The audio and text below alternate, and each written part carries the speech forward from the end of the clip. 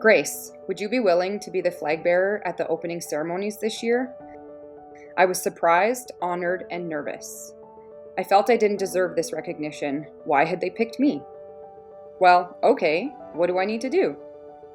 A few minutes later, I hung up the phone.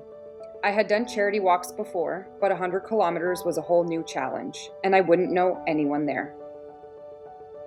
A few weeks later, standing next to the stage, I felt even more nervous as the doctor shared my story. The crowd cheered as I slid the flag into place.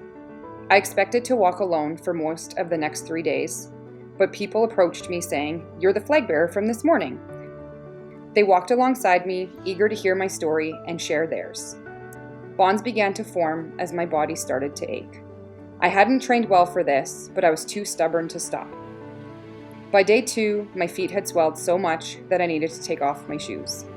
A kind pregnant woman saw me walking barefoot on the pavement. "Do you want my sandals?" Yes, I do. My pace was slow, the pain was intense, but I refused to give up, even though my mind kept urging me to quit. Later that day, I met Byron and Shane. Seeing me struggle, they walked up, struck up conversation. Over the next couple hours, we shared our whole life stories. They stayed with me throughout day 3, and I know I wouldn't have made it without them. We leaned on each other, joked about how donating a kidney was easier than the walk, and they called me very inspiring. As I rode the bus back to my car at the end of the weekend, I had a thought.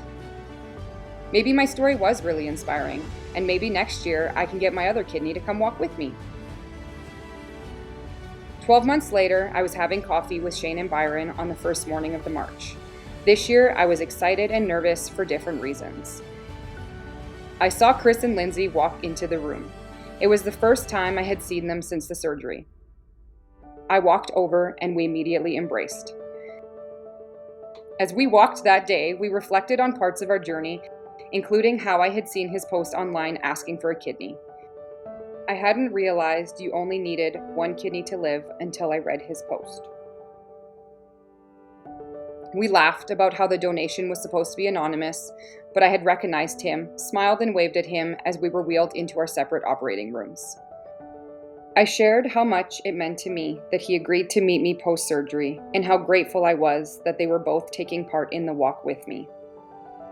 I told him how cool it was to be able to walk next to my other kidney.